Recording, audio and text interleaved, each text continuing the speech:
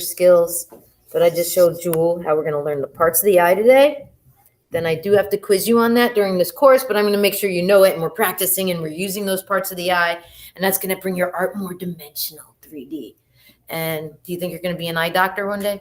No, someone has to study these things and use them in the doctor realm. Me either, but it'll make if we can make our people or even our animals, if you decide, hey, Mrs. Smith, can I do my dog instead of a human? I mean, it's art. You could be creative.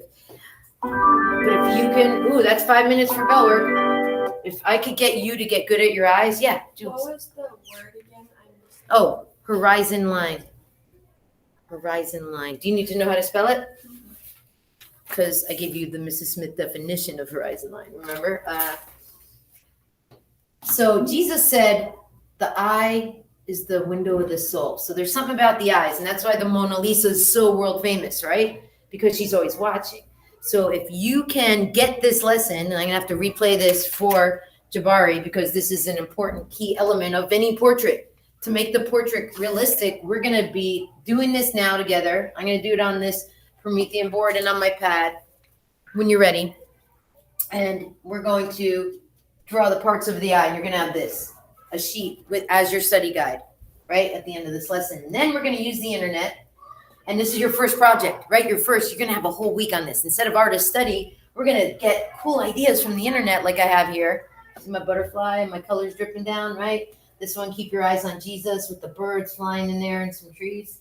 And then we're going to launch into a self-portrait next week. Just giving you a sneak peek for portraiture, how we start with the eye and then we develop and get the whole thing.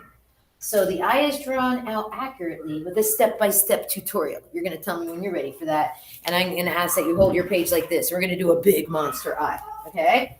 So then a Bible verse is designed in a neat font about sight or the eye, and it's designed as a piece of an art before painting this masterpiece as an introduction to our quarters through 2 unit of study. See how I put the verse around like that?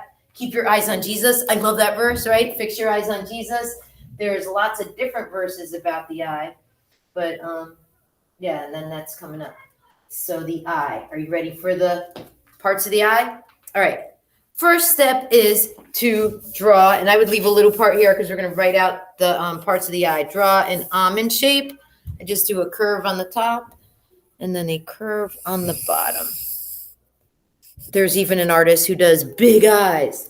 And there's a movie called Big Eyes. If you haven't seen it, it's a true story. I've seen that artist gallery in San Francisco, and it's pretty cool. So that's the cool thing about art, once you know how to do this. All right, step 1, to draw the almond shape eye. Even people who are of different nationalities, it all starts with that, right? Once you do it, you get to decide which part's going to be the inside of your eye.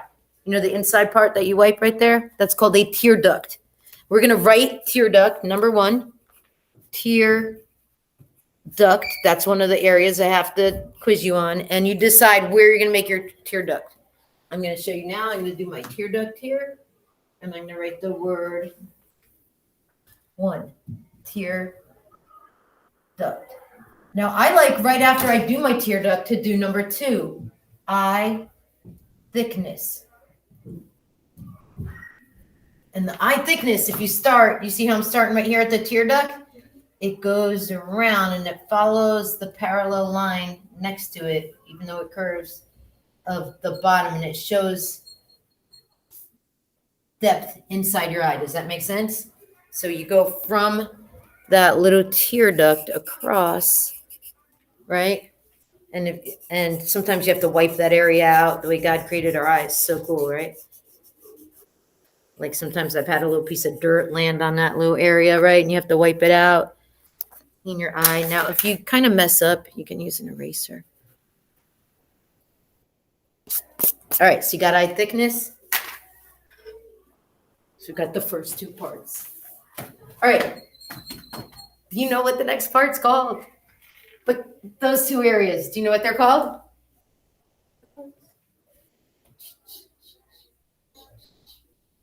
The iris? Yes, the pupil and the iris. You get to decide how big to make your iris, which is the color, and your pupil. Now, when I make them, I stop and I do my glare your glare is your reflection right away, because that's going to make your eye more 3D. So 3 is pupil, and you could go in any order.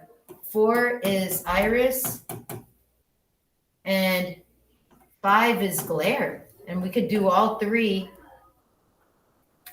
together, because if you don't do the glare now, when you're drawing it, you're going to have to get an eraser and erase it, or you do white out to do a little glare.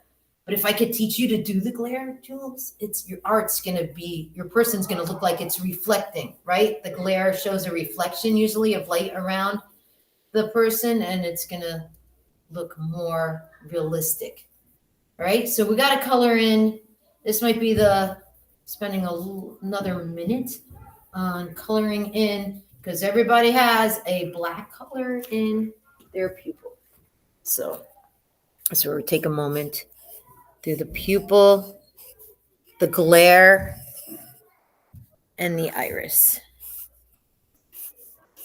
Now, this is the cool part. I don't know if you saw the internet research that I'm drawing the parts on. They did blue. This one I did a purple eye. In one of my art pieces, I have like all swirled different colors. In art, you could be as creative as you want with the eye, but make sure you're coloring in the darker part. We got created our iris. Our iris is this part, and I try to do like the little specks of color in there, and maybe a little tone. That's where if I did some birds, some trees, like you could get creative in there. I think it's really cool. All right, so tear duct. Did you have all the words down too? Is eye thickness. And Jabari, I'll be showing you this. 3 is a pupil, and this will be your study guide. 4 is an iris, and 5 is a glare. 6, 7, 8, 9. I'm just going to put my numbers down the side and have you tell me when you're ready for the next part, because I'm doing the same thing you're doing, coloring in. Oh, you beat me. So I'm trying to do 2 in the time you do 1, and go with your timing of when you said it's you feel like you're done. You think you're ready for the next part? All right. The next part of the eye is the lid. How do we do an eyelid? Well, if the eye is open, you're just going to do a line that follows the line of your eye. Let me show you that again closer. So you just do a line to show that you got some skin in there when the line is open, right? And I don't know about you. When the eye's closed, it's more of a curve down. And we're going to do some closed eyes smelling flowers. That's why I got some flowers by my desk to do some 3D. And my mom has one I did like that frame where there's flowers down here with the eye closed. It has some 3D flowers on it. Should be some fun. All right, so we did number 6 was the lid. 7, 8, 9. All right, you ready for the lashes? When you're ready for the lashes, I'm going to write the word. Did I put lip? That's a D, lid. Oops, lashes. All right, they go in a certain direction. So you got to find out where your tear duct is, right? Then you go opposite your tear duct to start your lashes. And you start at where the lashes would grow from, your skin. And if you like doing a girl and have her have eyeliner, I try to thicken up that line right there. Then you curve outward and up, outward and up, outward and up. Okay, so they start here on the open eyelid, and they start larger. You see how big they're going? Because I'm doing on a girl who has mascara on, and they're going to slowly taper the lashes to be less and smaller as they go towards the tear duct. Did you see how I did that? And does that make sense? Then for the bottom, I try to do like a little line under there. You curve the other direction, around and down for the bottom. And once again, they start bigger and they taper off and get smaller and more distance as they get towards the tear duct. So cool how God created us, because those lashes have saved me a lot of dirt in my eyes, as I'm sure they have with you. All right. So the lashes curl opposite upward.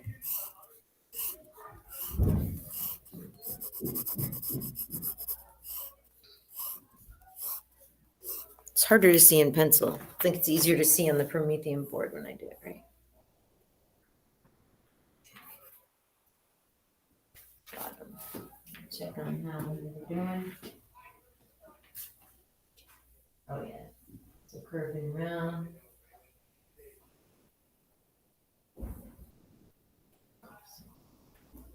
Yeah.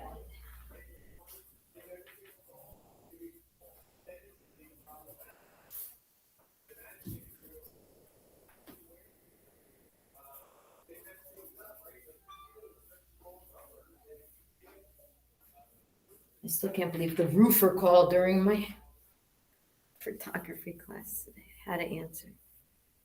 And that guy wouldn't come. They expected me to always be ready.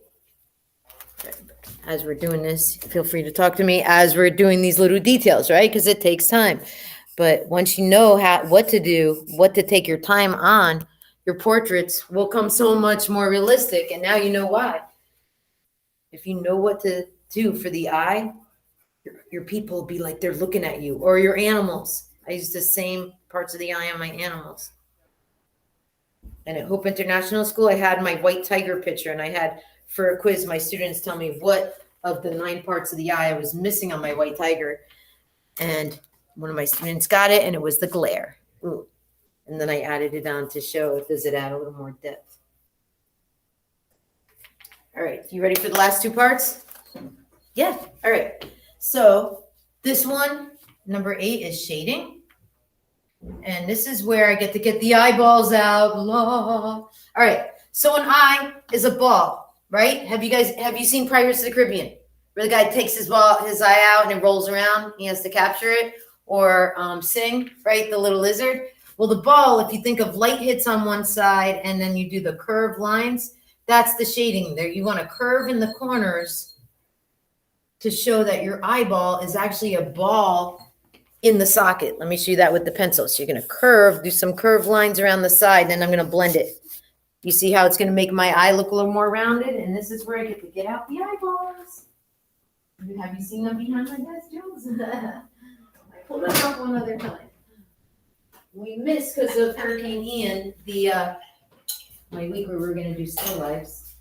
So I'm not going to give you a dented ball. It's me to an eyeball. Take an eyeball. We are now going to look at this eyeball to see what I'm talking about.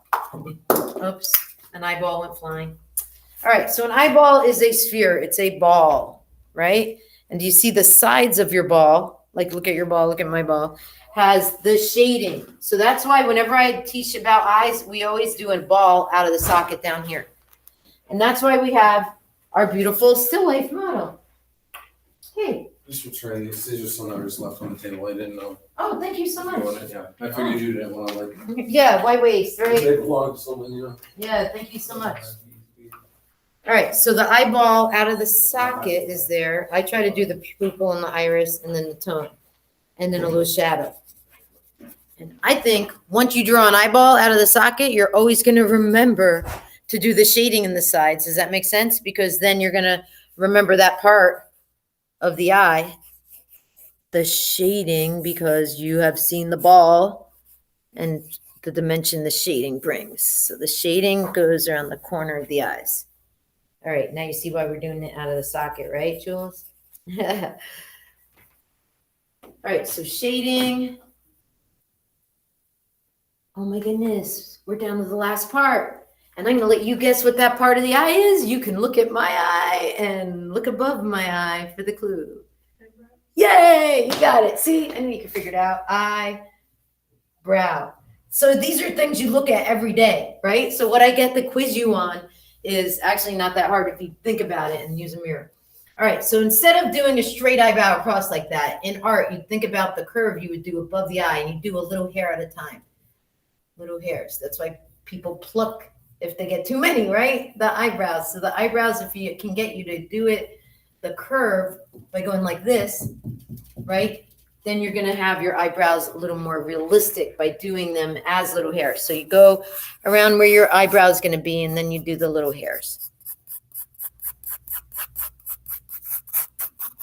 Sweet. Then when I teach you how to do the rest of the parts of the body, which is not today, you're going to have like here, you're going to do the nostril, and here will be the side of the head. And then you could start adding hair and stuff, but we're not doing that today. All we need today is the eye. Dun, dun. All right. Well, we're going to use the internet next. Look up eyes. Did you get all 9 parts of the eye there? All right. Do you want me to start you on internet research and then I'll shut off the video? And do you have a Bible verse about eyes? Because we could look up Bible verses on eyes or eye art, A-R-T. There's so much eye art out there. Some of it's kind of freaky because it's the eye, right? Images.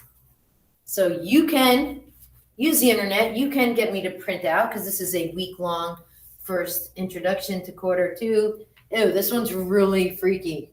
Fingers crawling out of an eye. Oh, you're gonna go creepy, or you're gonna be like peaceful. So you get to think of the sky as the limit, really.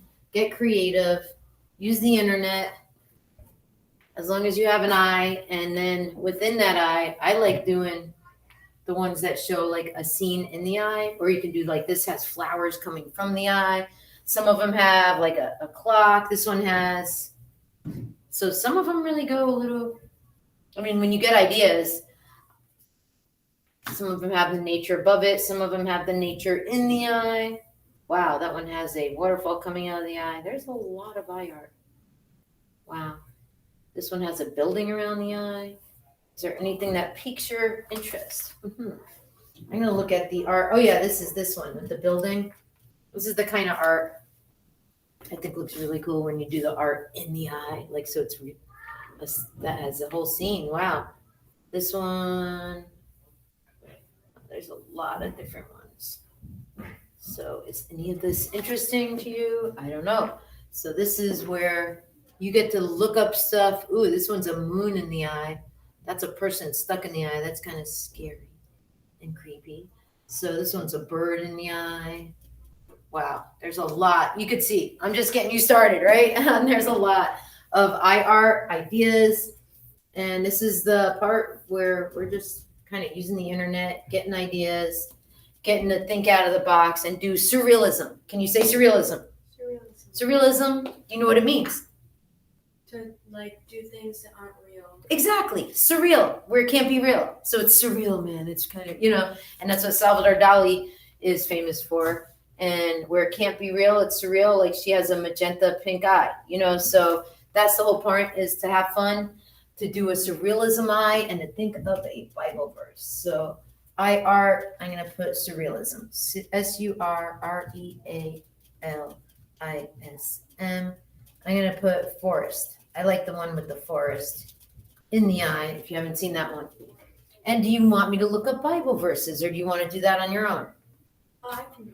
Okay, because I think it's cool. Like, I love keep your eyes fixed on Jesus. And when I'm down and stuff and I think about that, it's helpful. But there's a lot. If you type in and do your own search for Bible verses on eyes or vision, there's a lot in there. Jesus talks about it a lot. It's amazing.